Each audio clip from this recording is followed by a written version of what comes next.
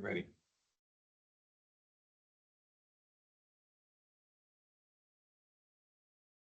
Okay, ready to go? All right. I would like to call to order the regular meeting of the West Basin Engineering and Operations Committee and a special meeting of the Board of Directors. Mr. General Manager, do we have a determination of form? Was the assistant general manager? Assistant General Manager, I'm sorry, I gave you an unearned promotion. Director Tommy Fabai. Here. Mayor Desi Alvarez. Here. Director Gloria Gray. Director Donald Deere. Here. Director Scott Houston.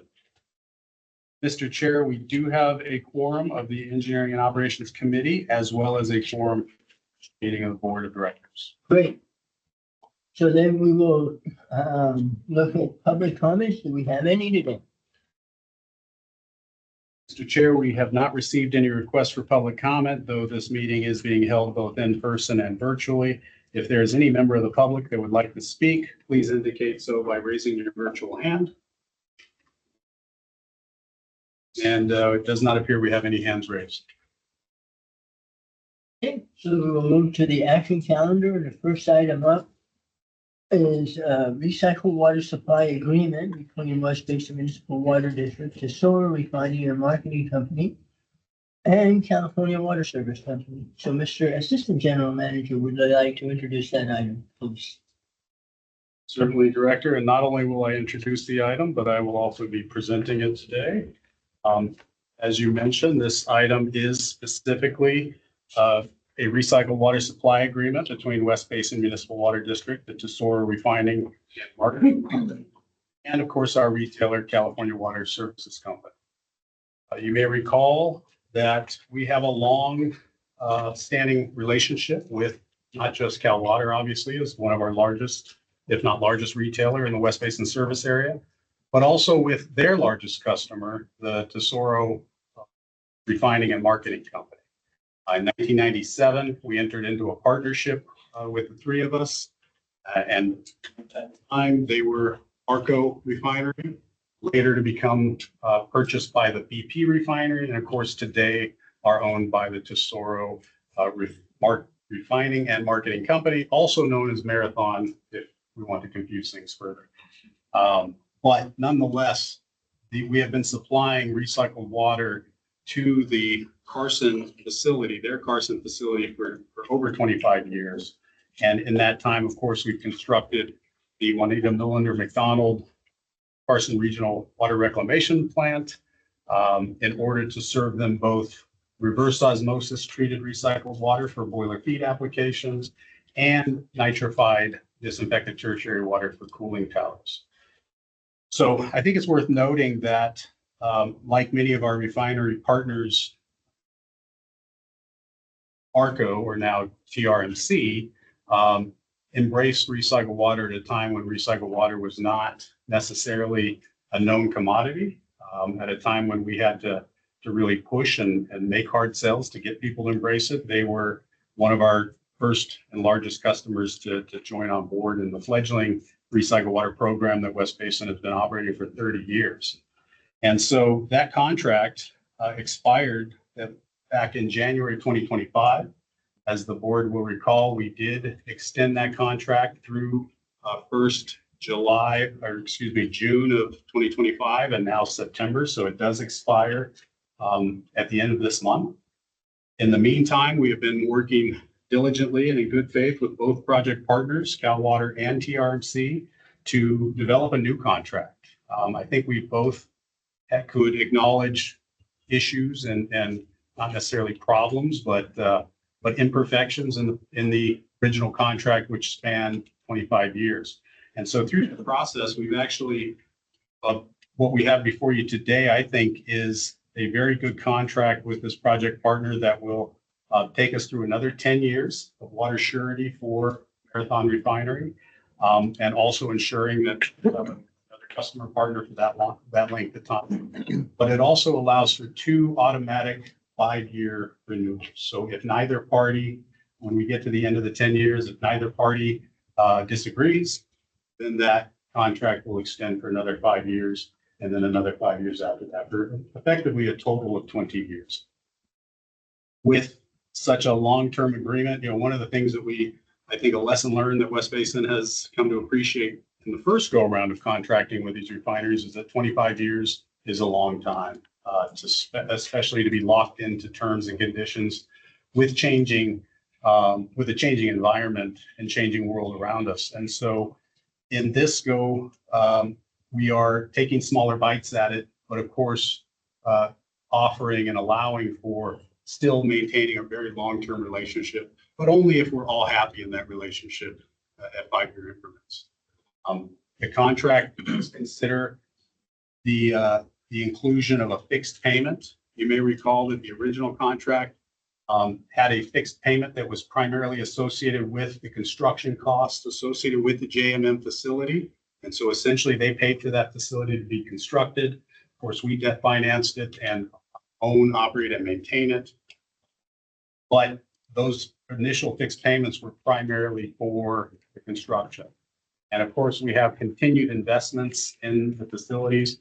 And into this next contract, we've identified a fixed payment that will not only allow us to continue to invest capital into the facility to make sure that we can continue to meet the quality and quantity requirements and goals of the contract, but we will also be able to recover some of those costs that perhaps are not tied to the volumetric production of recycled water. So for instance, labor, right? If Tesoro on any given day or any given month decides to turn off their facility and not take any water, well, we will still have a fixed payment, and that will go towards the contract O&M costs that we still have, regardless of how much water they take. And so I go through that effort to explain that this contract will actually see an increase in that total fixed payment to $3.144 million per year, roughly $262,000 a month. And again, that will allow West Basin to recover the costs associated with producing this recycled water that aren't tied to the volume of how much we produce. As far as the volumetric rate, one big difference in this contract from previous contracts is that it does not consider volumetric rates.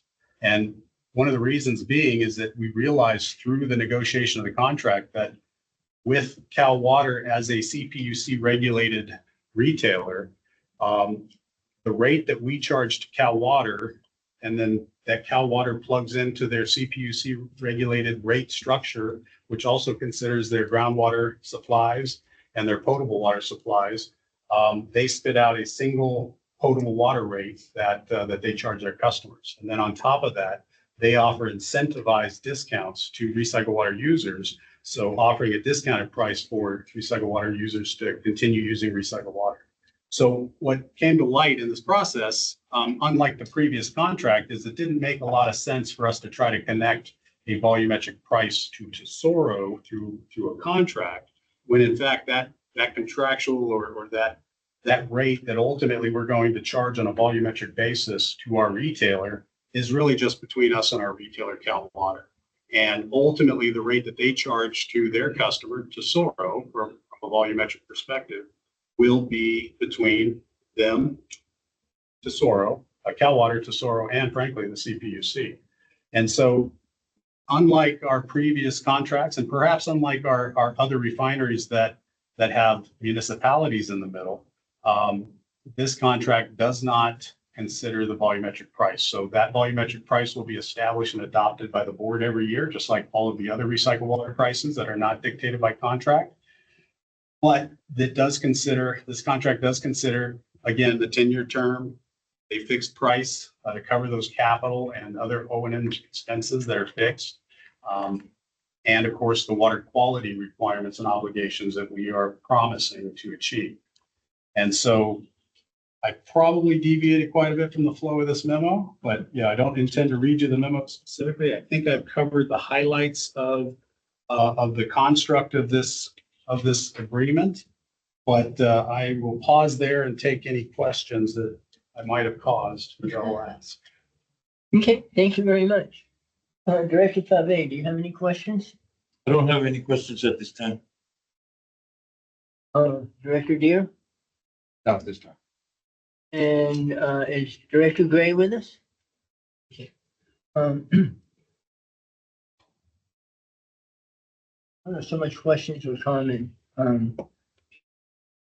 As you mentioned, having long-term contracts has not proven to be a smart decision in the past. And I've always been concerned every time we've entered into these long-term contracts, and this one does have a 10-year contract term, which is of concern because that's a very long time to be committed.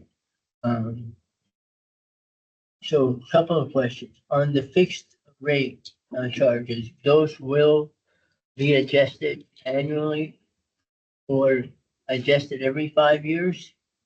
The contract allows for a fixed rate for 5 years. At the 5-year mark, either party can initiate negotiations on a new contract, or excuse me, on a fixed price. Come to terms at that point, then there will be a new fixed price and we would need to amend the contract. If we cannot come to fix, or if neither, we both agree that no change is necessary, then that will just continue on with the current fixed price for the remaining 10 years. If we can't come to terms, if one party does want to change the terms of the fixed pricing and the other party does not, we do have what I would term the nuclear option, which is to effectively for that party to be able to terminate this contract with convenience or for convenience. And so we have an off ramp, not just if we can't come to an agreement on a fixed price at the 5-year, but really for any situation that changes in this next 10 years, we have an off ramp in the form of a termination for convenience through this contract. Right, so, and that termination is independent of anything. It can just be for pure convenience. Either party can just say, I'm done, I want out. And what other, if any, qualifications are attached to that termination? Top of my head, I do not believe there are any qualifications. If in fact, the scenarios change, for instance, the example of one party not being satisfied with the payment terms. Other scenarios would include if for whatever reason, West Basin in the next 5 to 10 years decides we're getting out of the recycled water business, we can terminate this contract with no penalties associated with that. But also similarly, if Tesoro decides that they are going to leave California for any reason and shut down that facility, then they can terminate the contract as well. I will say that they have said that they have every intention of being the last refinery standing in California, if that's what it takes. Not that that's written into the contract, but it's a sentiment that's nice to hear. Well, glad to hear that. There are a few refineries that California better retain if we want to be able to afford gasoline. Okay, so there is, even though we're locked into a 10-year, and we could in 5 years raise the topic of saying our fixed costs really have increased. We'd like to revisit them. They're under no compunction to agree to that. So there may be no agreement, in which case we really are locked into the $264,000 a month for 10 years. Well, no, not necessarily. Our option would be to terminate. Well, and then the only other options, we got too expensive or for whatever other reason, we would just give them, and there is a notice that we would have to give them. There's a 180-day notice that either party would have to give you. Okay, so there is a way out. Absolutely. There is an off ramp. All right, well, thank you for that. Then you kept mentioning that there is no volumetric rate, but there is a volumetric rate. It's just going to vary annually and will be set annually. Correct, but it is not influenced by this contract. So this contract is focused exclusively and primarily on fixed pricing, term, quality, quantity, et cetera, et cetera. But as far as the volumetric rate structure goes, this contract is silent on that. And so what we will expect to see in future years is as the board is presented with our cost of service analyses, and as the board is asked to adopt rates, just like you're asked now to adopt disinfectant tertiary rates every June.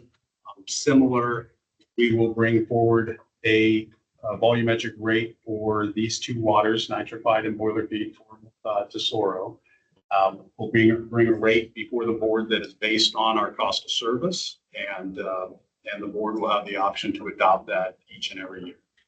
Okay, so this contract will become effective beginning of October if it's approved by the board. Correct. October 1.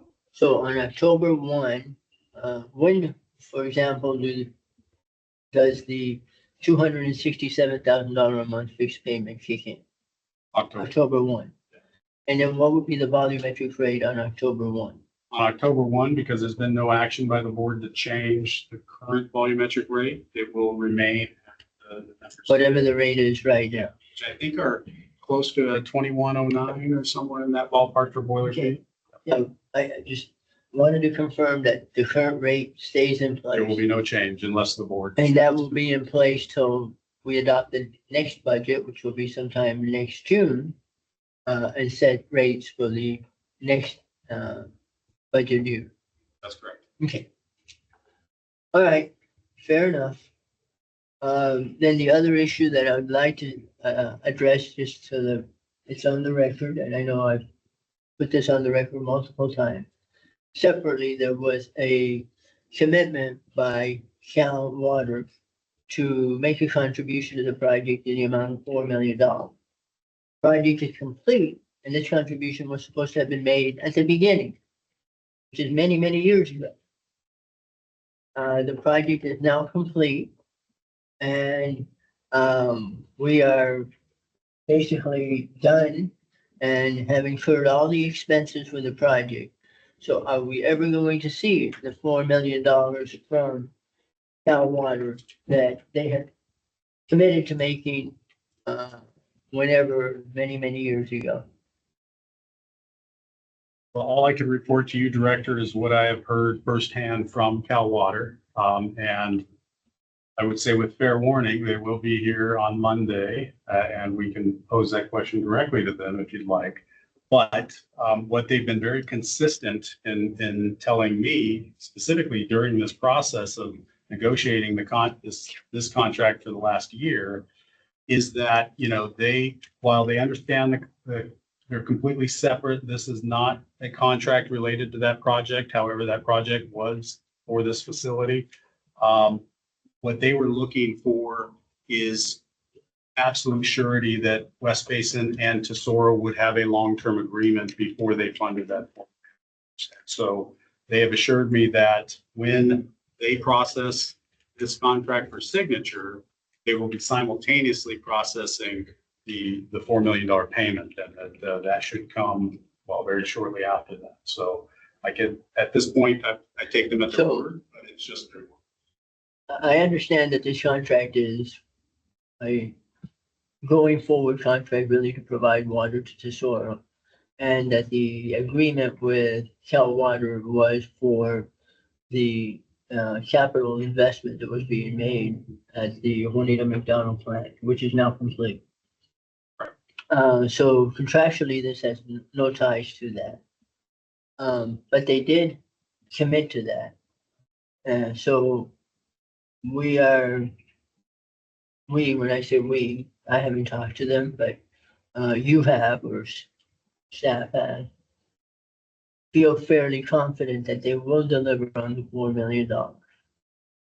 I can say that I personally and firsthand have been told by a senior vice president that their intention is to process both and make that payment when this contract executes. And I'd say that in the working relationship that we've had both with Tesoro staff and Cal Water staff over the last year, I have no reason to doubt the sincerity of that. It would be very nice to see that check finally come through. You are in complete agreement on that. Otherwise, my favorite phrase, yes, it's in the mail. Okay. So, any other comments? If not, let's go ahead and move it forward for Monday, and I'll look forward to having them here. I did prime them for a big rah-rah, celebration, so try to take it easy. The nicest thing they could do, is bring a nice big check. And the minute the agreement is approved, they can then present the check.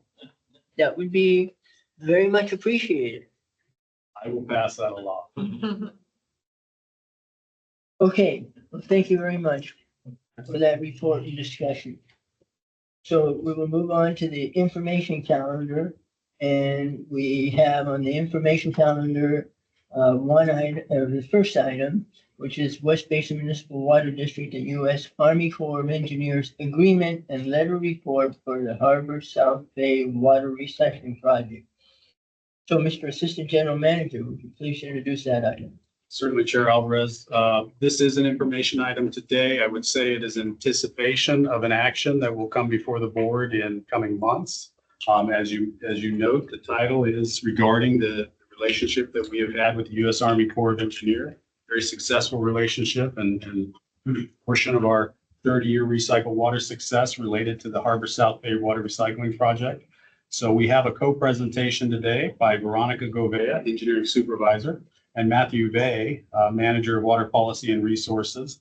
The item does start on page 26. And again, it's an information item that is really just as a reminder and a refresher of what the Harbor South Bay project was, what the U.S. Army Corps relationship has been, and establishes, I think, hopefully, the ability for when this item comes before the board as an action or the committee as an action in the future committee. Hopefully this will jog your memories as to where we're at. So with that, I'm going to pass it over to Matthew. Yep, I'll start us off. Thank you, Aaron, and good afternoon, directors. The Assistant General Manager did a great job of stealing my thunder for that opening. So why don't we move to page 32 of the packet. So I'll just go through this very quickly. But as you're all well aware, it's the 30th anniversary of our recycled water program. Over the past 30 years, our recycled water system has been built up and expanded to provide access to a variety of customers and industries throughout our service area. I would note that the U.S. Army Corps of Engineers involvement has been instrumental to our efforts to expand our system outward in our service area.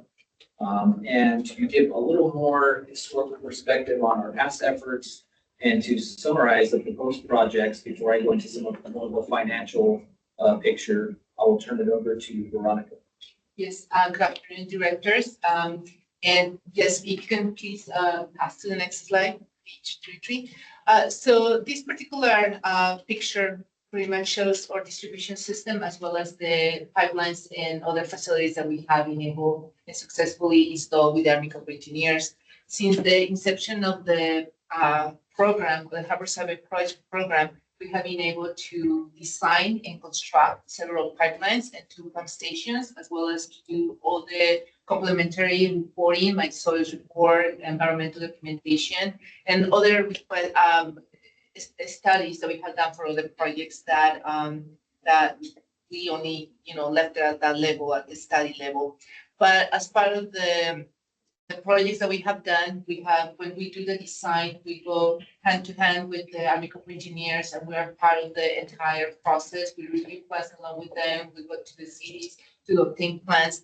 And as part of this, there has been like 13 pipelines that have been completed and 2 pump stations across the entire service area. So that's about like 17 miles of pipe that we have been successfully been able to install with the regional program we have with the 35 million. As part of that part, 35 million, the West Basin, the partnership that we have established with the Army Corps of Engineers is that West Basin's share is at 25% of the total cost of the project, and the remaining, the 75% cost share is from the Army Corps of Engineers. So moving on to the next page, please. So the 2 upcoming projects that we have are the Mills Park recycled water system And this is one of the first projects that we're gonna be implementing with the Army Corps of Engineers. This is in the city of Carson. And the graphic basically shows, these are just alignments. We can go in one direction or the other one, depending on where the connection points are gonna be. But the estimated length of the pipeline project is 3,000 feet. And the project duration, seems a little bit long in regards to 14 months. But again, we're gonna be working with the Army Corps of Engineers, so they have different teams. They're reviewing plans and also some procedures when they go through the construction process, selection of contractors. The next page. The other project that we have identified as being part of the second part of this new agreement with another 35 million is the North Gardena Recycled Water Lateral Project. And this project is in the city of Gardena and is estimated to last approximately 15 months. Project cost approximately 3.6 million. And the annual delivery is 24 acre feet. Again, until we get to the design component, we're gonna be able to identify where the final connection points are and be able to identify the final alignment. To the next page, please. Yeah. So I'll talk a little bit about the funding that's available for this project. As I mentioned before, the Army Corps and West Basin have enjoyed a long productive partnership in expanding our system.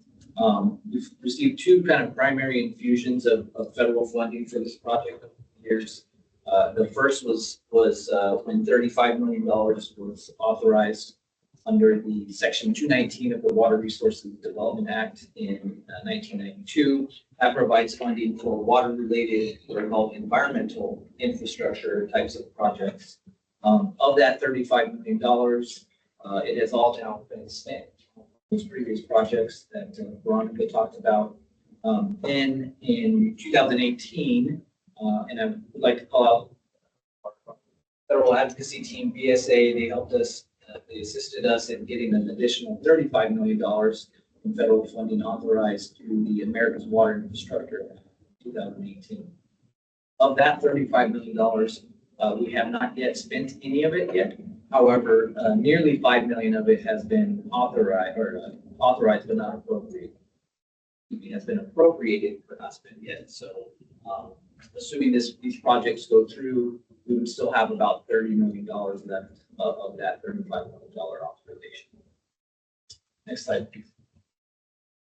Now, in addition, over these last few years, we've received feedback and direction from the board of directors on these projects. And there's been a consistent message of, let's seek as much external funding as we can to minimize or eliminate any internal funding that West Basin has to provide for these projects. There is a 25% local project sponsor cost share that's required. So 75% is covered by U.S. Army Corps or the federal government, 25%. So to help accomplish this, we did go out for state grant funding a few years back. And I want to thank EJ Culver, our general manager, for advocating for the funding, and also for Tammy Hurley on my team, who helped with the application process. Based on that, we were able to secure $1.3 million from the California Department of Water Resources via the Integrated Regional Water Management Planning Process. There was Prop 1 that passed about a decade ago. Of that, there was $500 million. And within that, they carved out some money for these IRWN Prop 1 Round 2 projects. Now, because these projects are located in disadvantaged communities, it's an additional benefit to us in these projects. Instead of having to come up with 50% match on that $1.3 million, so $650,000 to us, $650,000 to the state, they were able to waive that cost, and so we were able to get the full $1.3 million for these projects. And the final approval of that Prop 1 funding occurred back in June 2020. So this allows us to do a project sponsor share almost fully without tapping into our own funds, but I'll get into the next slide here that will talk about kind of the final piece of the plan. And that comes from our local funding partners. And so over the past year or so, we've been working very hard to meet with our various local agencies. That's included our IOUs and our local cities where these projects would take place. We've been advocating for funding from them, and we are happy to report that we've received a couple of funding commitments. One from the California Water Service, that you can see there for $450,000, and then $100,000 from the city of Gardena as well. We did explore additional funding, did have additional funding requests from our City of Carson, Golden State Water Company, and LA Unified. Unfortunately, we weren't able to get commitments from them as of yet, but they are very supportive of the projects in general and recycling water. So based on this additional funding from our local partners, this will allow us to close any remaining funding gap that there is. Also want to thank the directors who I know were kind of involved in the process, attended meetings with us, made phone calls, and also Frank Fuchs, who was at all of those meetings and joining me and the general manager and asking for funding for this project. All right, next slide, please. So just to summarize, kind of the costs and the funding that we have. So the current expected project cost is just under $6.4 million. If you look at the three different sources, the federal, the state, and the local, that totals up to just over $6.6 million. So, assuming that the project comes in at or under the engineer's estimate, we expect to be able to fully fund these projects without any West Basin funding. Again, one or more following the design phase of these projects should they move forward.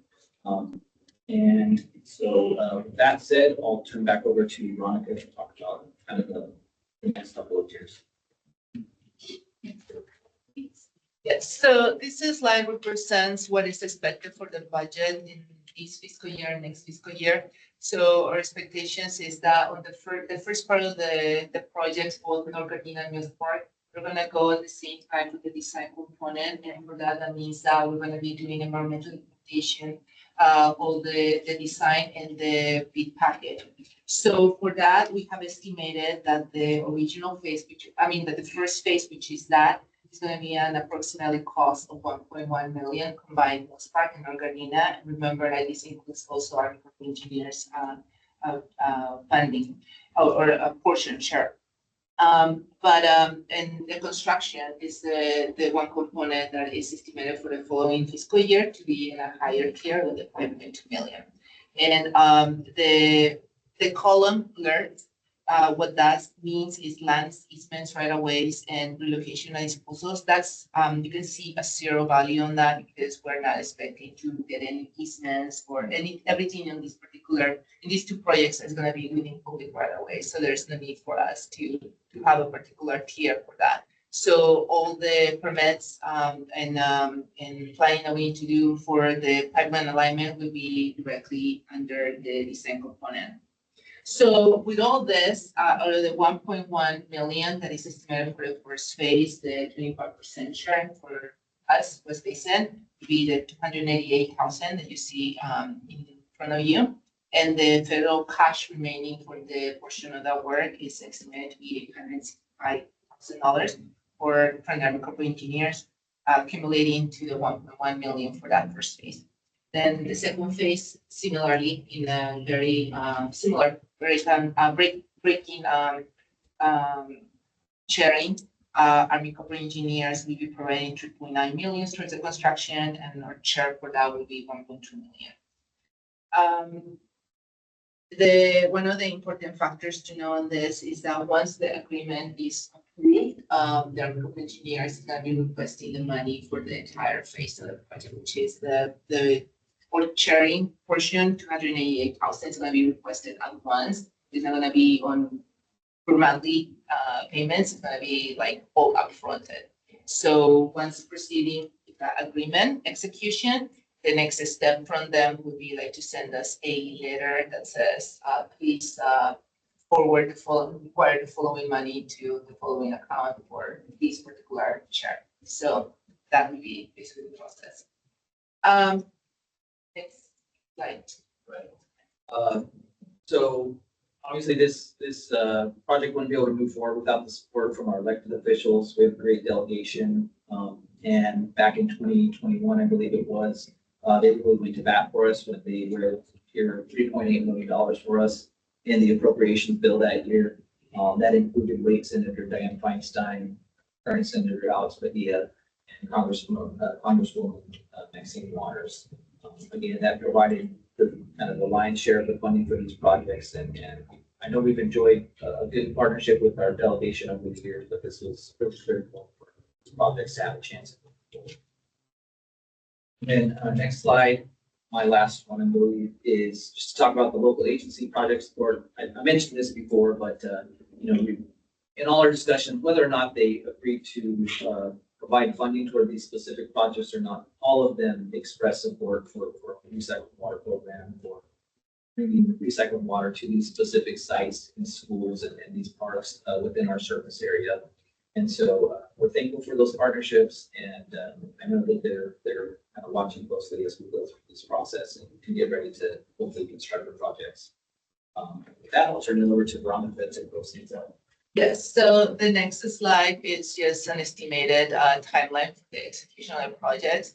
And taking into account all the different tiers that the Army Corps of Engineers needs to go through in their various departments, this schedule has been put together. So right now we are in the process of getting the final agreement released, so we can start going through the process of presenting it for the final execution. So our expectations is that it's gonna come this fall to 2025 around October, November of this year. So that will be bring again to the board for approval. And then from there, our kickoff meeting coordination will start. On the schedule, you can see that it's already off. It says September 15 of 2022. Again, this is coming from a letter report that has been put together for the Army Corps of Engineers for them to see the whole planning and on how the project was going to be implemented. So those dates will be updated once the execution of the agreement takes place, and we can update those dates. The next slide. So what we have done already is we have completed a letter report, and basically the letter report includes a plan of how the projects are implemented. It discusses all the way from the design to the environmental documentation, through the construction and other means, for the preparation of the entire or implementation of the entire project. So it has been completed and has been reviewed by the engineers. So right now it's under the commander reviews of the Army Corps of Engineers for final approval. So that's basically what's gonna let us to get the final agreement. I believe that's the last slide. So with that, is questions here too. Okay, well, thank you very much. So, Director Pave, go ahead. Thank you, Desi. I get a couple of questions, Yolanda. Can you go back to the slides of all of the projects that were listed? There's like 15. Oh, yeah, so it's probably like slide 3.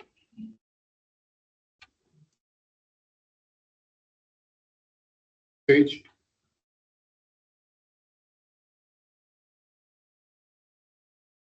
$33. Okay. So, out of those projects, are there only 2 projects that are ready to be constructed and the rest of them are already completed? No, so these projects, so we started the Harbor Solvent project in 2002. And out of the project, we implemented a very thorough NEPA CEQA document, and we had a letter report that was more like a program that had several projects identified. And as we were implementing the project, we, some of the projects that were already listed on the original plan were designed and constructed. And as we were implementing through the years on the, all the recycled water programs, we found like new projects. So so the projects that you see here are the projects that under the first authorization of the 35 million were installed. So that included approximately 13 pipelines, 2 pump stations, and all the documentation that goes along with the program itself. And also with a NEPA CEQA document that we occurred back in the day, we were able to also implement other projects that were also outside the Army Corps of Engineers, but it was very instrumental in helping us on getting those processes up. So altogether, it's approximately 17,000 miles of pipe. No, 17 miles of pipe, sorry, 17 miles. Director Pavai, I'd like to, oh, sorry, go ahead. By the way that the Army Corps looks at it is they kind of view the Harbor South Bay as the umbrella. And then within that, there's all these different projects that are being done. So the Miller Park and North Gardena projects are kind of considered the next phase of this Harbor South Bay. Probably a bigger umbrella project. And then my second question is, the additional 35 million, does that 35 million go, are they like separated into these projects too that'll help? Yeah, so for the mills, well, these are all completed, so these are all done. So the Okay. new project, the only two projects that we have identified for the $35 million is right now the mills park in the North Okay. Carolina. So that will leave still good amount of money for the future. Okay. Got it. Okay, good then. Pretty deal. All right, so I do have some comments, but just on that 35 million. The 35 million is an appropriation. Is an authorization that Congress has made.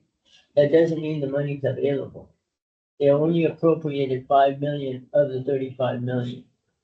And moving forward, what's the likelihood, should we pursue any additional projects of that money ever being appropriated? Yeah, that's a great question. And I think right now it's a bit more murky because there was no appropriations bills this last year. They did not pass any. And so they were operating on a long-term continuing resolution. So even if we had been given, even if one of our senators or our congresspeople had put it in their funding list, it would not have been funded because Congress didn't pass those bills this year. So we need to see, hopefully see a return to where appropriations bills are being taken up and considered by Congress to have a better, realistic chance of receiving funding in the future. Okay, so if, my next question is, if we can go to, slide 4, I think it's slide 4, let me check. Yeah, slide 4 on page 34. So this is for the, Carson Memorial Park and Curtis Middle School expansion, which is one of the two, areas that are going to be expanded under this program. The estimated cost is $2.8 million. And that is the capital investment to deliver 35 acre feet of water a year, or about 3 acre feet a month. That's not a very good return on investment right there, but, and if you go to the next slide, which is the one for, the Gardena, extension, 3.6 million to deliver 24 acre feet of water a year, or 2 acre feet a month.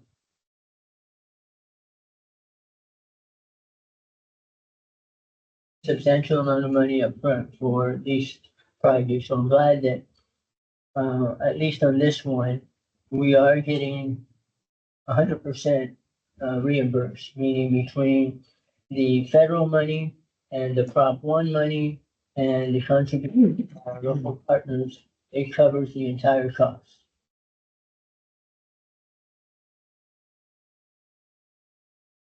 Okay.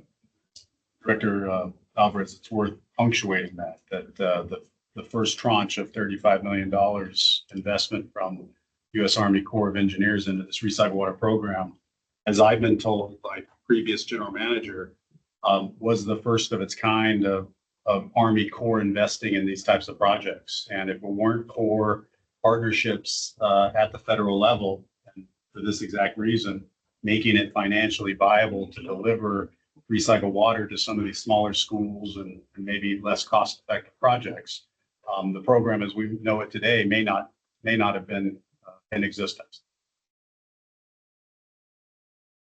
No doubt.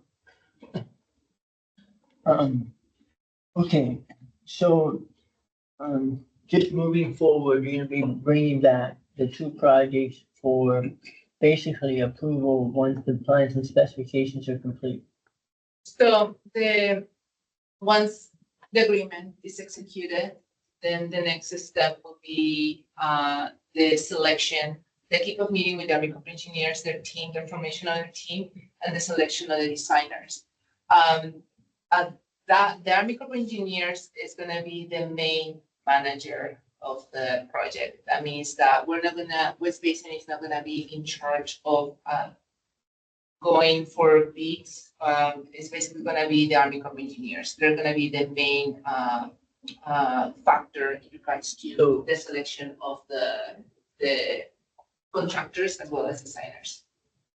So they're going to manage the, design and construction, Correct. and they will be paying for all of that from these funds. They're gonna be paying from the funds, from the 75% and or share, or 25% share is gonna be forwarded to them as part of the, contribution. So that's why, like on our design phase, or like on the first fiscal year that we are showing here on the books, we're only doing the first phase because we want to see what are going to be the final cost. And if the design, if the construction costs come out to be less, so that would be great because that means that there are some savings. If for whatever reason, because the market changes, the costs are much higher, then we'll make the determination on whether we want to proceed with the construction of those projects or not. But again, that will be mostly until we get, to those phases and we get those much more detailed construction costs. So, but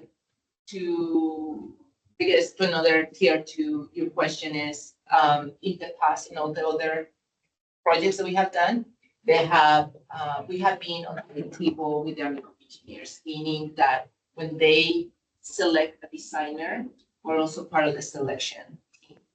And when the designer is doing their work, we are basically leading, we're telling them, reviewing their plans, we're making comments, everything is being done also for the specifications. So it's just that the factor here that is obtaining all the contractors and designers is now going to the Army Corps of Engineers, and they have a different tier of reviewers. But at the same time, West Basin is a major component of getting all the designs done for all requirements and specifications and goals. If I could add on to that, Chair Alvarez, the next action for the board to consider will be the agreement with U.S. Army Corps. And I'll look to staff to correct me if I say anything wrong, but that action will not only allow us to enter into an agreement with Army Corps to deliver these projects on our behalf, but it will also authorize our payment of the 25% portion of the total project costs to Army Corps at the appropriate times. As Veronica was saying, we're mitigating potential cost increases over the life of this project by simply focusing on the design portion first and paying for that so that that can be completed. If we do see cost increases beyond the estimates and budgets that we've planned for today, then we can decide whether or not to proceed forward into construction at that time. And so this delivery method is abnormal. It's become more normal for West Basin, but it's abnormal in the sense that our staff will be integral parts of the project. They are designing and constructing to our standards along the way, but the Army Corps of Engineers will control all of the contracting, all of the hiring and selection processes for the design engineers, construction managers, contractors. Okay. Chair, Yes. I'd like to make a comment. I understand that, we're taking advantage of the savings and so forth with US Army Corps of Engineers. But, I have a heartburn with this. And the reason why I have a heartburn with this is because there is no community benefits. With federal dollars, it prohibits local hire, it prohibits local project labor agreements to be adhered to. So basically, there is no community benefits in this. Yeah, it may be a benefit to West Basin and the savings, but when it comes to community benefits, there is no community benefit out of this, out of this specific project when it comes to US Corps of Engineers. And, obviously that's something that, that we have to look at in the future on how we put out projects and stuff and how we accept, these type of agreements that doesn't have any community benefits tied to it because of the federal dollars. And that's where we lose, at least here in the community. And that's one of my gripes and having this type of agreement with the US Corps of Engineers. I get it. I understand the cost savings. I get it. But moving forward, and as we look at these type of projects, we need to at least have some type of community benefits included in these type of agreements. However we do that, let's figure it out. Let's figure it out how we can do that. Whether we have West Basin money that attaches to it that could trigger community benefits. However we figure it out, let's look at this in the near future. That's it, Chair. Director Fave, you raised a good point for consideration. But it's important to note that, the project is really being done under a federal program that's administered through the Corps of Engineers, which is kind of unique because the Corps of Engineers is very rarely invested or participates in water projects. For them, water projects are really more in the flood control area and in navigation. That's really what the Corps of Engineers does, and not so much in the water supply field.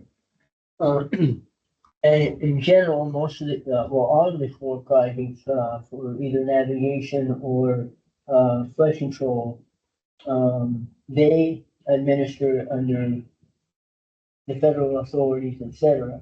And the benefits that accrue to the local agencies, because they get the benefit of whatever the improvements are, if it's a flood control project, obviously will reduce the flooding risk, and there's a local benefit that way. By improving navigation, there's local benefits to those communities that need or serve as shipping points and creates economic activity that way. But other than that, if we're going to rely on the Corps of Engineer funding, you're not going to get a lot of ability to dictate how they're going to manage the project. That's why I wanted to point that out, that this isn't really And that's where my heart going is to at. be managed by When you're us. relying more on just the US Corps of Engineers. So there are other funding sources, including federal funding sources, that we may need to pursue and stop pursuing, Corps of Engineer funding. Which goes into the point that of the $35 million that's been authorized, we're only using 5 million. There's still 30 million authorized that has not been appropriated. And under the current administration, I don't see any probability that will ever get appropriated, at least not for projects here. But we may want to not pursue appropriations in the future, because any appropriation will still be under the same program and it will be administered by the court. So that's food for thought, in that sense. But I do have a follow-up question, because the Corps is, or a couple more things, because the Corps is managing it. And I understand that we will, move forward with the project in 2 phases once it's moving forward, and that is the design phase and then the construction phase. And at the time we go to construction, we'll make a determination whether it's still going to be on budget or not. And if it exceeds the budget, at that time we can award. if we abort, is there any consequences to the grant monies that were received from Prop One, or we just get returned those money? And at that point, it would be a partial return of the money since we've used some of the money for, design. And we now committed to coming up with the additional money to make sure that the project just gets built. Chair Albert, thank you for that question. That is a question that we asked EWR, so that's something that we did explore. And I believe the answer to that question is that we would be able to kind of keep the money that separate from the design. So if we spend money on the design, we can still don't move forward, that there's no, they're not gonna ask for any sort of So then reimbursement. we would only, and this grant is one of these grants that we bill in accrual. In other words, we have to incur the expense and then submit an invoice. That's right. All right, so we would not be on the hook to make a repayment for any expenses. We just, the grant would just be closed out and Correct. we would That's write a report as to why the project did not get completed. correct. That's my understanding. Okay. But thank you for that clarification. Then the other question is, what happens if the bids come in? We look like we're good, bit of a cushion in there for some contingencies. But then in the aggregate, once we're under construction, change orders and other expenses come up that exceeds our contingency budget. Who's on the hook for that? That's basically. So the Corps would look to, even though the Corps is managing the construction, they would come back and ask West Basin to make them whole. According to the way the agreement's written, yes, that's what they are. How it's currently written, yes. It would be on West Basin. I'm not very comfortable with that. I assumed that was gonna be the answer. But Good question, go ahead. Chair. And I'm glad that you bring that up because West Basin has authority when it comes to if there's change orders or say, for instance, the bids come out. The West Basin has authority to kick out bids if they deem non-responsive. I can respond to that. So what we have done in the past, because we have seen bids that have questions, but we were not comfortable. There has been the process in which before any contract construction or design, is awarded, we are consulted to look at those numbers and see whether is a number that we consider that is, within acceptable values or not. And when not, there's another tier, like the Army Corps of Engineers has different processes to our projects, and they have also, depending on the type of project that is being done and the amount of projects, of the dollar value, they have different tiers on how they go for procurement of bids, essentially. But when a bid has been submitted, the Army Corps of Engineers Construction Management will be reviewing too, and also do negotiations. So if a number came out too high in one particular item, there's basically a process when the Army Corps of Engineers starts asking the contractor several questions until they get to a number that is more appropriate for the actual cost. So if something becomes too high, we can also say, we're not proceeding forward with this, we're gonna repeat again, and we can repeat that. What about, is prevailing wage actually added in these projects under the U.S. Corps of Engineers? Yeah, they have like all the federal rulings for them, so they do have. They will apply Davis Bacon wage. Okay, so They're the same. the Davis Bacon Act, so they would follow It will be the. procured, like all federal projects will be procured with Davis Bacon, which is effectively the same in California. But we really are only consulted. We don't have the ability, we have the ability to say, we're not willing to proceed, so don't award the project. But we're not in a position to effectively deny award and say, we don't want to award it to party A, we want them disqualified for whatever reason, if that is inconsistent with the Corps' disqualification, because they're gonna go out for a public bid, right? And they're gonna be awarding to the lowest bidder unless their lowest bidder doesn't, meet all of the, specification requirements. Yes, they are the ones that are gonna be doing that, as well as the review. And again, if there's negotiations that need to happen, they will do those negotiations, but we'll be consulted to see whether we should do agree or not. So we can make that final decision. But the biggest concern is we awarded, we think we have enough money to finish it, because we have a small contingency amount left over, and then the change orders come in, and at that point, we're on the hook. So that brings me to my next question is, we have $550,000 that should be contributed by our partners. Do we get that contribution when we execute the agreement with the Corps? And we have to then write them a check, or when do we get that money from our partners? Meaning that one of our partners is Cal Water, and we know with past experience where they've been. I will look to Matt to describe the discussions he's had to date, if any. Yeah, we don't have any, specific, I don't think, commitments yet, so we feel good about the commitments, but I think that's something that we would need to do here in the next, before we take this to an action to actually. Okay, so- It's ready. So I understand that this today is just for information purposes.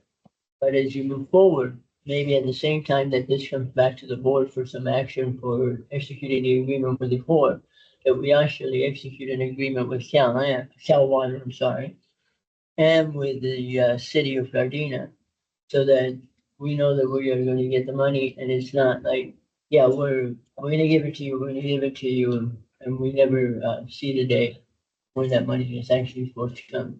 So all of that should be packaged and be brought back to the board as one item, not dribbling in and saying, yeah, we're still working with Cal Water. Kind of like we have done for the last, at least as long as I've been on the board on the Juanita McDonald plant. Yeah, I don't know how many times it was like, we have an agreement, yeah, they're gonna give you the 4 million, and, 5 years later, we may get it. Check will be in the mail on Monday. We'll see. Well, if I Let's may, hope you're here with a check. I may, Chair, touch on a point that you brought up earlier about, the dollar per acre foot for each of these projects. The reality of it is that these are not projects that West Basin staff would recommend and bring forward if they weren't being funded by others, because they just are not cost effective. And in some cases, they are significantly expensive, more than the water provided.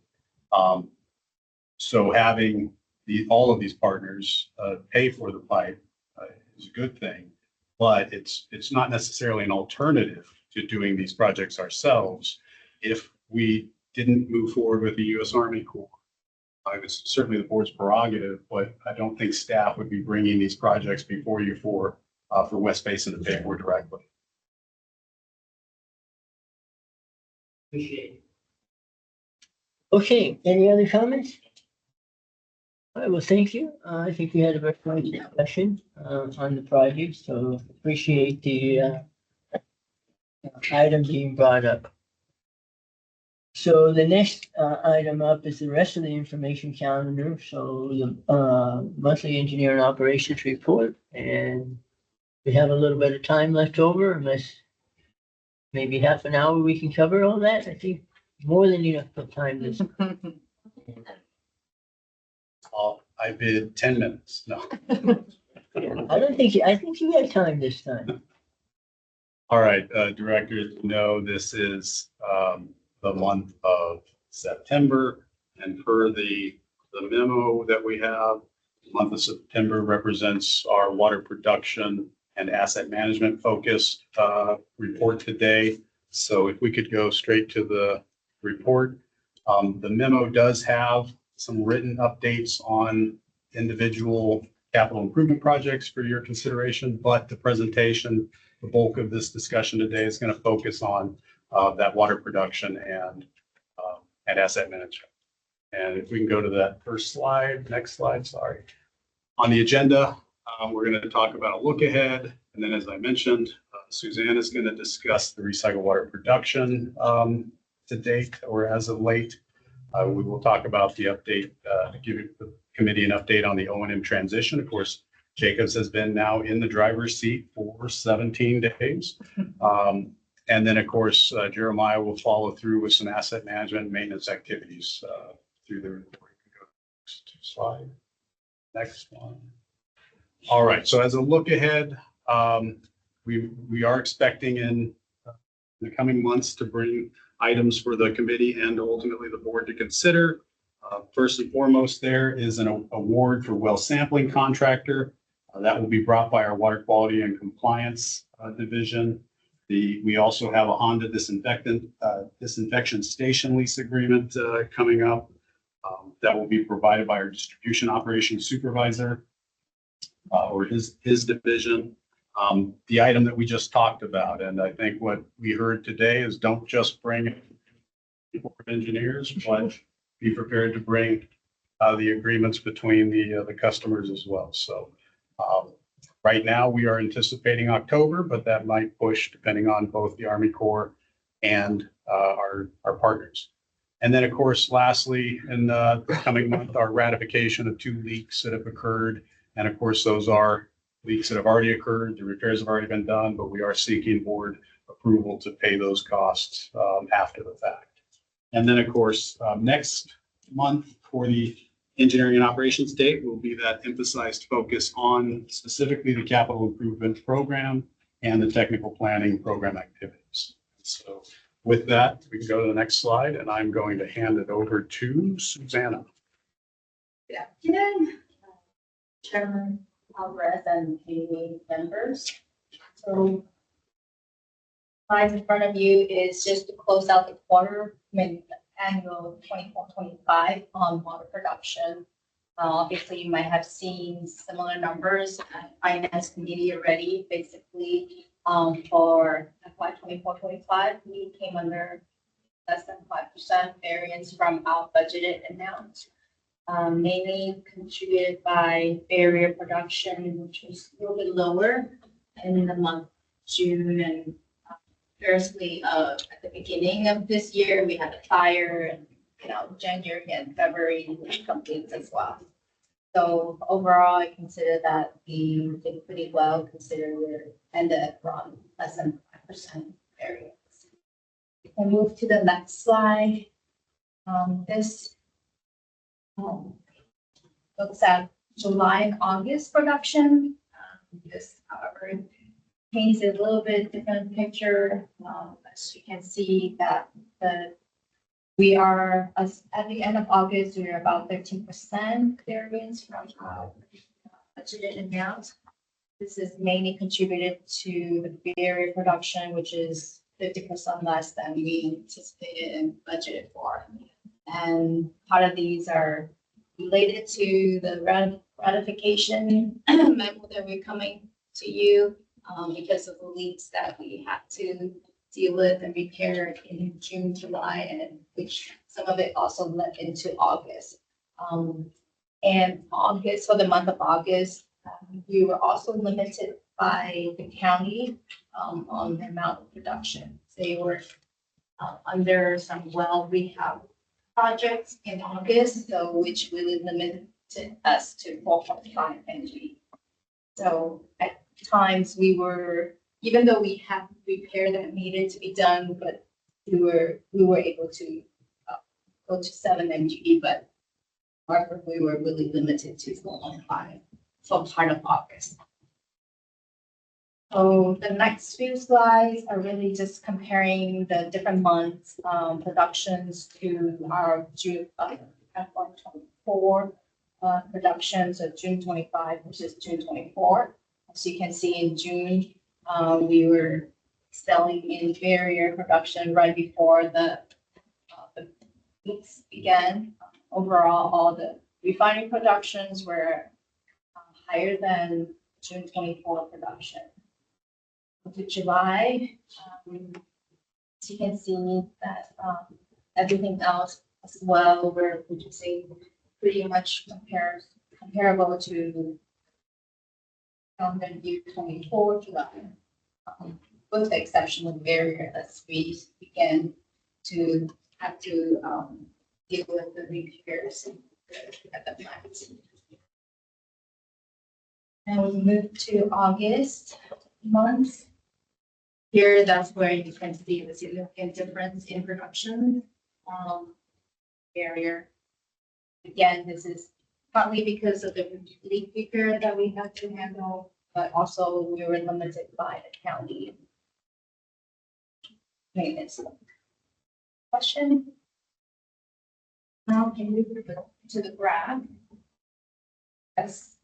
This graph is really to give you a big picture of FY 24-25 barrier production.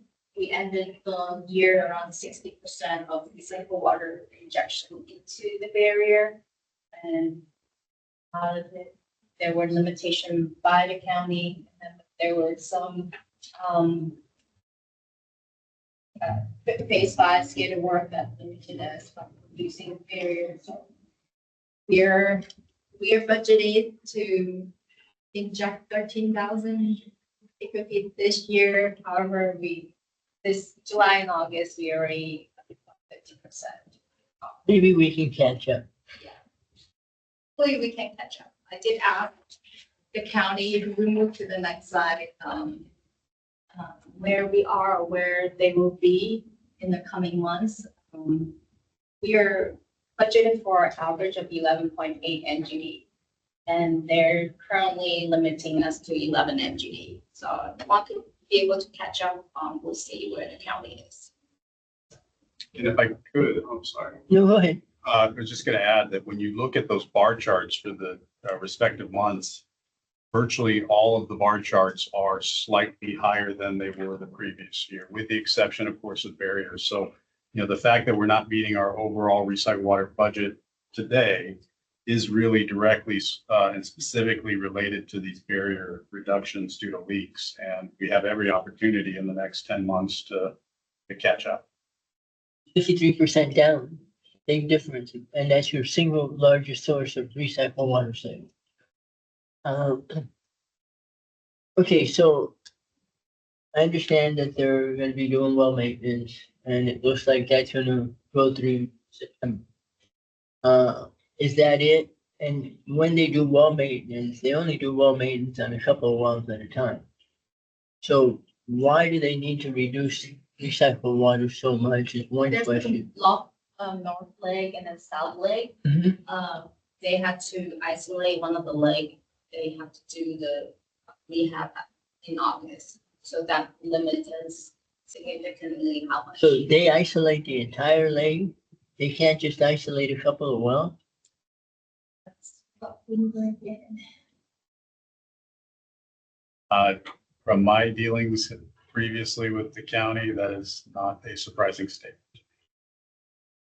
Okay, so I know I've raised this point before, but we do need, and Water Replenishment District has the same concern as you know.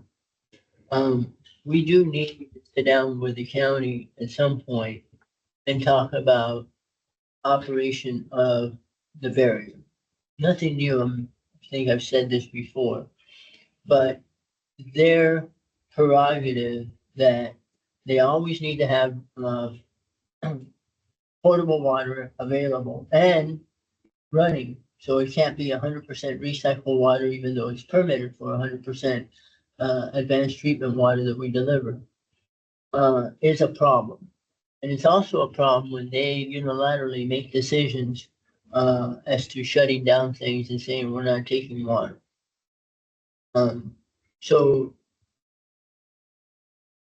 just separately, keep in the back of your mind, we need to have a follow-up with the Water Replenishment District and start some negotiations or discussions, I should say, that may end up in negotiations with LA County.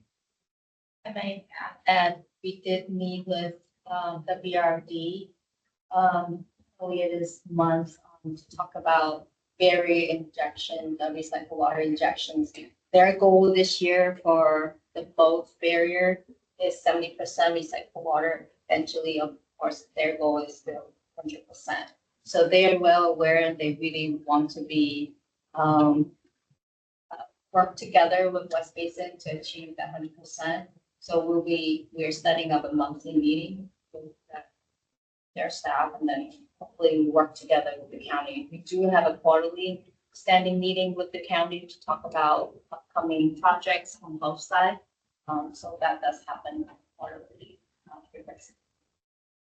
Yeah, but and that's great. And I appreciate the WRD and West Basin's meeting now on a monthly basis. I know that in the past there's been discussions, so thank you. That should be something that's maintained and that you guys should really run with. But you really need to push the county because ultimately they do tend to act unilateral. Even though they do, I guess they do meet with us for. Director, for clarification, I know we've been kicking around dates for the West Basin WRD ad hoc committee. Is this a topic you'd like to discuss at that level? Or maintain the staff? Well, maybe that will add that to, good point, is that, we've been talking about other things, but this is really wrapped into it in many ways, so we'll add it to the agenda. Thank you for that. Okay, sorry for the interruption, but That's all I have. To production, so I can go through a few slides, and give you some update on the O&M transition. Okay, so as you are well aware that we successfully transfer over the O&M responsibility to Jacobs on September 1st. There were staff from both sides, Veolia and Jacobs, at 12 o'clock, or well before 12 to go over last minute items. But everything was successfully, smooth, and we have Jacobs really ingrained into the day-to-day operations now. Veolia staff came over to remove the last uniforms and last few pieces of IT equipment and cell phones and whatnot on the following day. And there's that first week, there was a slew of different training sessions and onboarding activities for the local staff. And West Basin IT, thank you to IT staff, worked over that weekend, and then our production team really working closely with Jacobs to get through the emails, the login, the communications. And we're still working through those. But for now, like, we have all the clients that you has, all the access to the reporting and operations able to get the reporting done. So that picture is 1201 or right after the transition. that was the handoff, please. After they change their shirts. Yes, there are few of them are Veolia staff, they're like 3 of them are Jacobs. So the transition's done, how much Veolia staff did they end up keeping? I would go. over Oh, that. thank you, sorry, didn't mean to jump ahead. But there are a few things with Veolia. We are working through the invoices, and hence we have ratification memos come back to alert the board to report to the board one of those big items, dollar items. And there are a few things that we are working with Veolia to iron out those final invoices. That your question, staffing statistic. So we end up retaining about, well, not we, but Jacobs retained 49 out of the 63 staff. So that's well over 70%. Exactly, it's like about 77% of the staff got retained. and stay back with Jacobs. Jacobs, did not extend offer for about 5. So there's about 10 staff either did not receive offer or did not interview. We still have about we have 2 more positions that are open and they're still seeking. That is data technician positions that it's new, and then 1 operator 1 position that they're still seeking. So they're recruiting 2 positions. 2 additional, yeah. And then, the removal of position, those are the difference between the Veolia and the current Jacobs. But I do want to, report that, our contract, is contract with, for 57 FTE. Jacobs end up with, because they did not expect so many want to stay back. They actually retain 2 additional staff and what is, contract. They're not. We're not paying for We're it. not paying for it. So that's why. Any other questions on that? Thank you. Any questions? You? And the last one on transition is just photos of, Jay was there.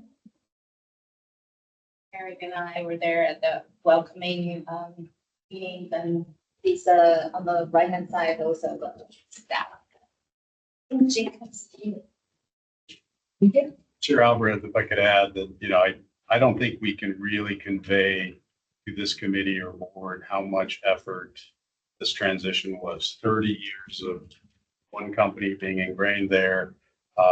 Over the last several months, obviously, we've been working to not just change people, but to bring in new IT hardware and new processes. And it's just been a feat of an undertaking like nothing West Basin has seen in the 30-year recycled water program. And it's completely a team effort, right? We have IT, we have Susanna and operations staff that have been spending long hours, longer than I care to admit to, making sure that this went as seamlessly as possible. And I would like to thank not only all of our staff that contributed to that, but Susanna specifically for really taking the lead and leading the charge to make this happen.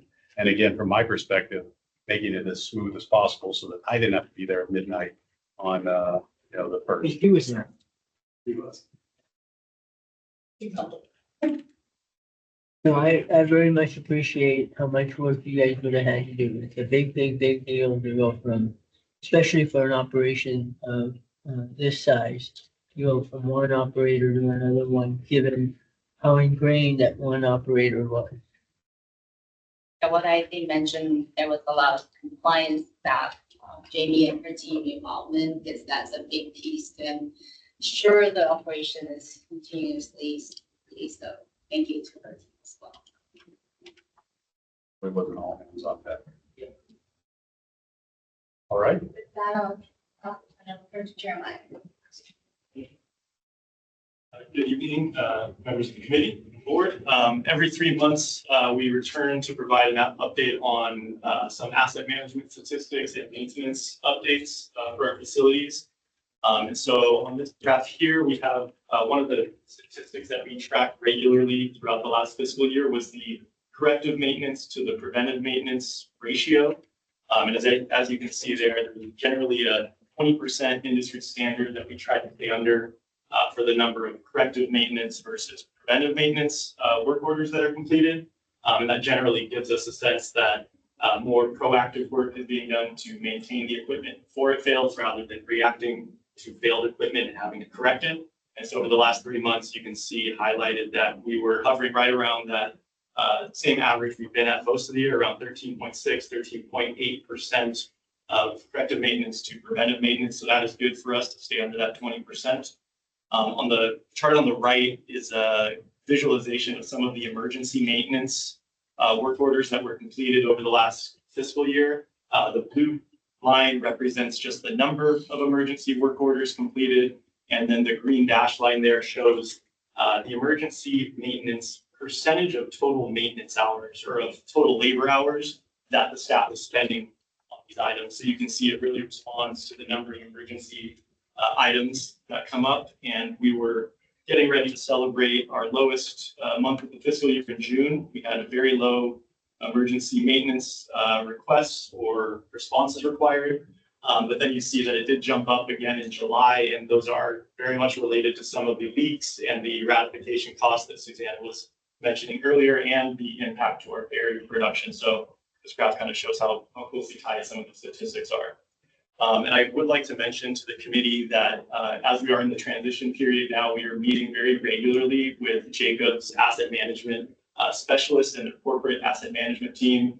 And I would say that we are going to be developing a much more sophisticated asset management program with the help of Jacobs, and we're looking forward to that. The asset management committee is meeting on a monthly basis. Some of the contract key performance indicators are directly tied to some of these maintenance metrics. And so we will be reporting these back in another 3 months to you with probably much better data with Jacobs' help and tying it specifically to the contract requirements that Jacobs should be performing for us. I might just add a little bit, like these data show is based on Veolia's their management. What Jeremiah is pointing to is that their Jacobs asset management team is doing a forensic audit on the CMMS system and looking at all the managed maintenance and put into the system and ensuring that is aligned with the criticality. So the criticality analysis has not been done since 2016. So we need to do this because now aging infrastructure is now is different, and then we have new equipment. So that changes criticality. And so they are going to be looking at all of these holistically, making sure that the PMs in the system are still representative of what is needed out there. So based on that condition assessment and their reassessment, these numbers will be shifted perhaps or not. Have a better understanding once they complete those. If you can move to the next slide, Desiree. It's just 2 more graphs to show the committee this month. On the left-hand side is the tracking of labor hours dedicated to preventive maintenance. And we did trend this over the past fiscal year. You see that there is a general upward trend in the preventive maintenance hours. And so that's a good thing for us. That means we're spending more time preventing equipment from breaking by doing the regular maintenance recommended by the manufacturer.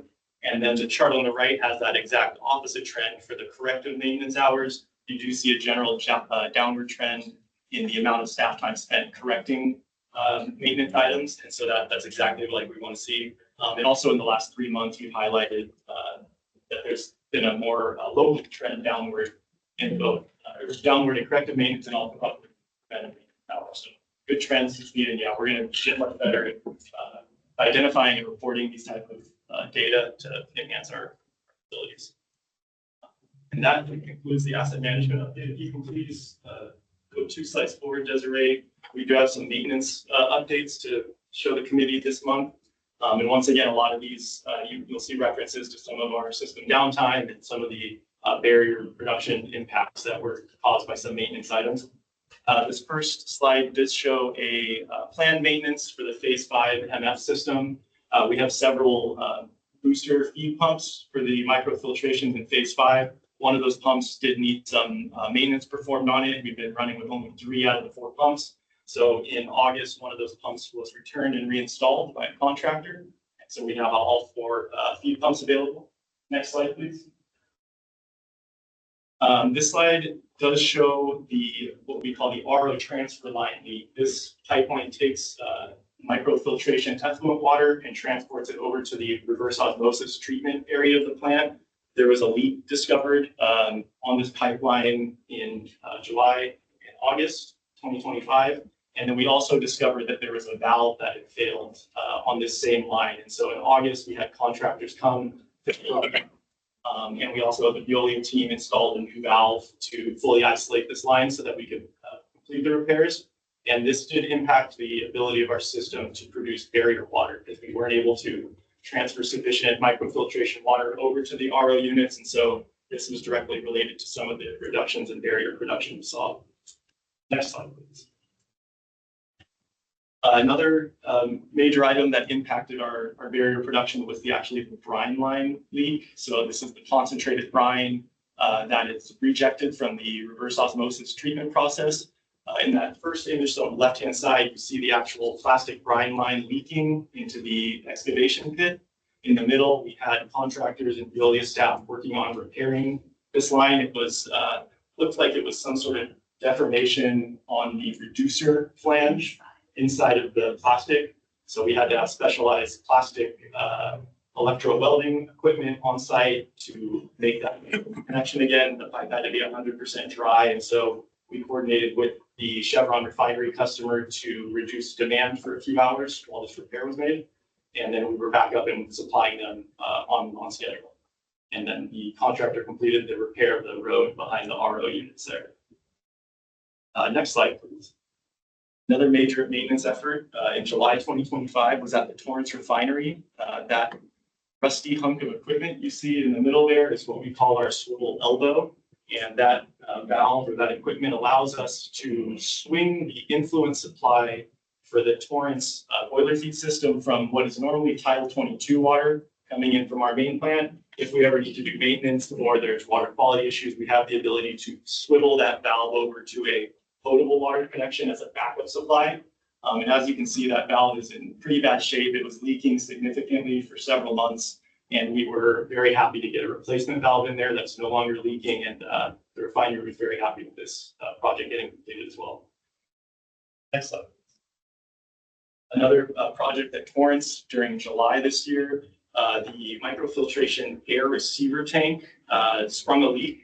You can see that patch was actually just being held together with some straps and a temporary patch on there for a few days, and that was not ideal operating condition for our plant. So we had to schedule an emergency shutdown and repair with a welder, and you can see that that tank was repaired and recertified for use within the week. So that was a successful project. Next slide, please. Some other maintenance items getting taken care of at the main Edward C. Little plant. We replaced 2 clean-in-place tank heaters for the phase 4 MF units. The image on the left shows the condition that some of our heaters were in due to corrosion and exposure to the elements, and just the corrosive chemicals that are used in these tanks have been disintegrating some of the heating elements. So we've had to replace these occasionally over the years. 2 more heaters were installed in the second 2 photos there. So we are now heating our CIP chemicals to the correct temperature and effectively cleaning our membranes in between production. Next slide, please. And the last maintenance update is just showing some of the reverse osmosis membrane replacement efforts that took place during June 2025.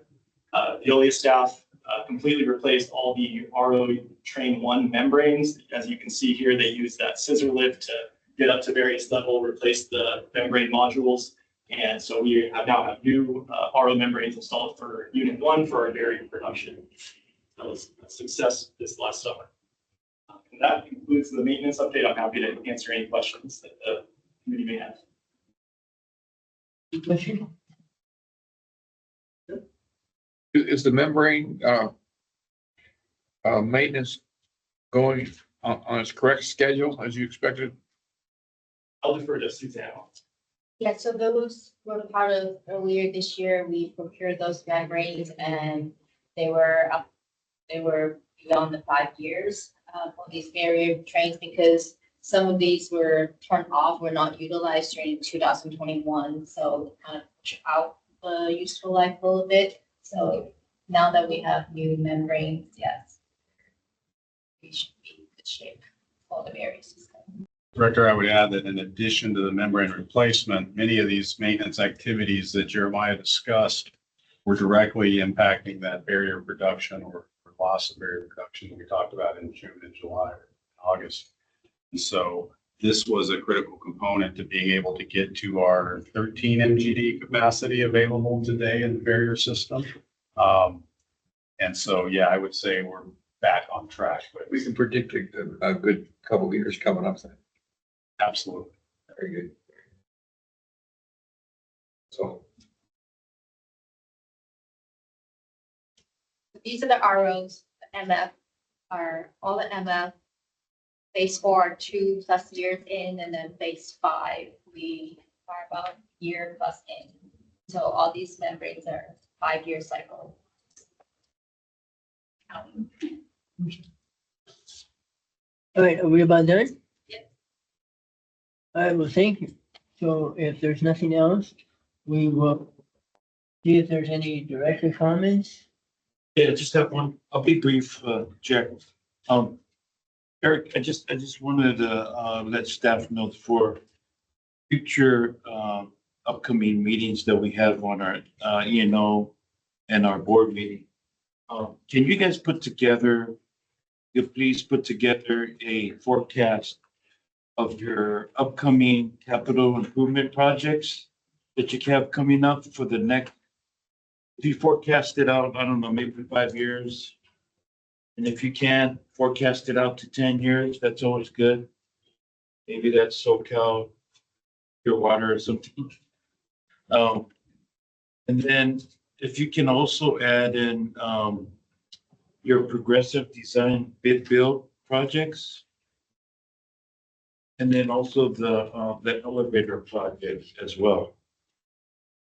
And if you can give kind of just like update and then what the estimates are for these projects, that would be good. We're currently talking with EJ, Eric, just gonna give you a heads up, currently talking with EJ about these projects when it comes to the renewal of the project labor agreement. So that'd be good to have those list of those projects and stuff, and obviously, coordinating with the chair, Desi, on our E&O committee too. So, Director Favai, it's worth noting that with our previous partner in operations, Veolia, a lot of our maintenance and planning was reactive, right? As you saw in the graphs, emergencies and whatnot. I am fully expecting that with Veolia, with Jacobs, once they get into the facility and really have time to spend time with this facility to understand its needs, they're going to help inform our capital planning for future years to an extent that we just haven't had previously. So I'm looking forward to that. And it also means, though, that our project list today may be based on what we thought our needs were yesterday or a few years ago, and it could evolve in the coming years. that's it, But Chair. to your point, there will be a project list that's available for today, and it may be subject to change. It lines up with next month, it will be on capital. Okay. We're planning to give an update on where all the. Okay, great. Thank you. Thank you. Okay, thank you all. And with that, if there's no other comments directed here, we are adjourned. Thank you, staff.